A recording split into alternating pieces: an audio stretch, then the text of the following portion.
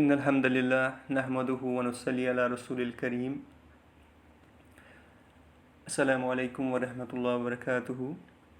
We'll be discussing something about the aqeeda, and our reference book for this will be Sheikh Hafidz al-Hakmi's book entitled as Alamu Sunnatul Manshurah.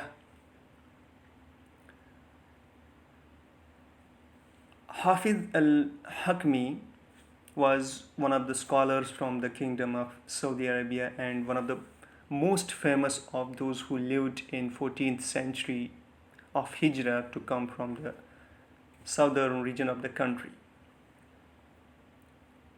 Sheikh Hafidz was born on 24th of Ramadan 1342 Hijrah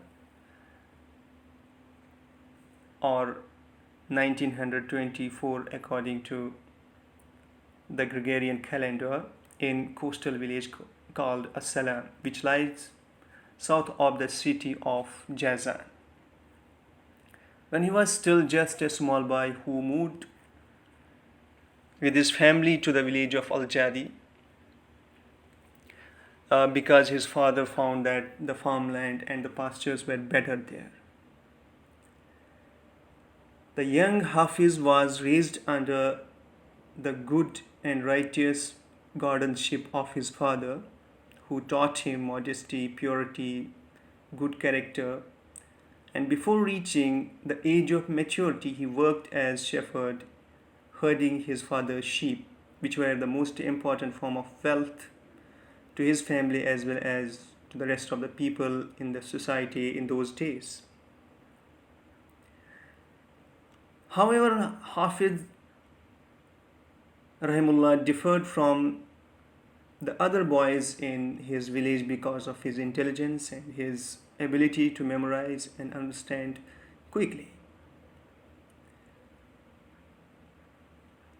When Sheikh reached the age of 7 years, his father put both him and his older brother Muhammad in Quran memorization school.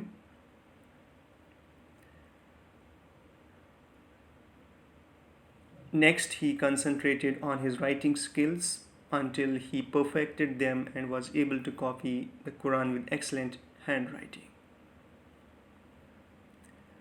At the same time, he and his brother were busy reading and memorizing books of fiqh, inheritance, laws, hadith, tafsir, tawheed under the tutelage of their father, since there was no one else suitable or trustworthy enough to teach them. When Sheikh was 16 years old in 1358 Hijrah or 1940 AD, the renowned reformer and great scholar Sheikh Abdullah bin Muhammad bin Hamad al-Karawi traveled all the way from Najd to the city of Tihama in the southern part of the kingdom. After he heard about the level of ignorance and the spread of innovation in the region,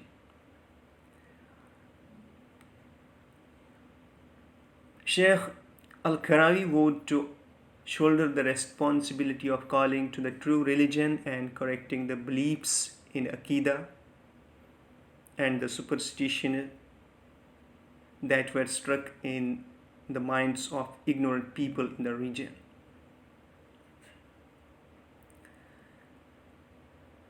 In 1941 or 1359 Hijrah, Hafiz's elder brother Muhammad went to Sheikh al-Karawi with a letter from the both of them requesting some books on Tawheed and expressing their regret at being unable to come because they were busy serving and seeing to their parents' needs. And they requested Sheikh to visit their village so that they may listen to some of his lessons. And Sheikh accepted, and he remained in the village of Al-Jadi for a number of days teaching, and a group of elders as well as some youth from the local people attended the lectures. And Sheikh Karawi said about Hafidz al-Hakmi, rahimullah, and thus it was that I stayed a number of days in Al-Jadi. Hafidh attended the lessons, and if he missed anything, then he would get it from his classmates. He is like his name, Hafidz, which means one who memorizes. He preserves things accurately by heart as well as with his note taking. I used to dictate to all of the students and then explain the lesson, and the older students used to ask him if they had trouble understanding some, or if they missed writing something in their notes. When Sheikh al-Karawi was ready to return to the city of Samitha, which by this time he had already made his dwelling place and the center for his dawah activities, he asked the young Hafid's parents to permit him to employ someone to herd their sheep on Hafid's behalf in exchange for their permission that Hafidh and his older brother return with him to Samitha so that they might seek knowledge there under his tutelage. And due to some family reasons, he was not allowed to go, but after the death of his mother, Hafidz began to study in the village with Sheikh, who would dictate lessons to him, after which he would return to his village. And Hafiz was an inspired student who understood, memorized everything that he read or heard. When Hafiz was only 19 years old, Sheikh al-Karawi asked him to write a book about Tawheed and the aqeeda of Salafus Salih, that it would be easy for the students to memorize. And the young Hafiz, rahimullah, responded by writing a treatise in didactic prose entitled Sulam al-Wusul ila ilm al-Usul fi Tawheed, the means of arriving at the knowledge of fundamentals of Tawheed, which he completed in the year 1362 Hijrah, just at the age of 20. He followed this work in other writings in the field of Tawheed, Hadith, terminology, fiqh principles of fiqh, inheritance laws, the biography of Prophet, and others, all of which were originally published with the help of the King Saud ibn Abdul Aziz, rahimullah.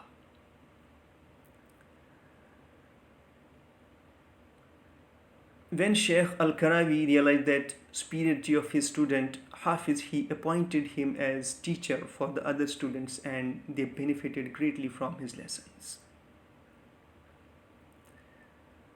And Sheikh al-Karawi says about Hafidz al-Hakmi, rahimullah, indeed, he is one of my students, but he has surpassed me in knowledge with a far aspiring ambition. In 1955,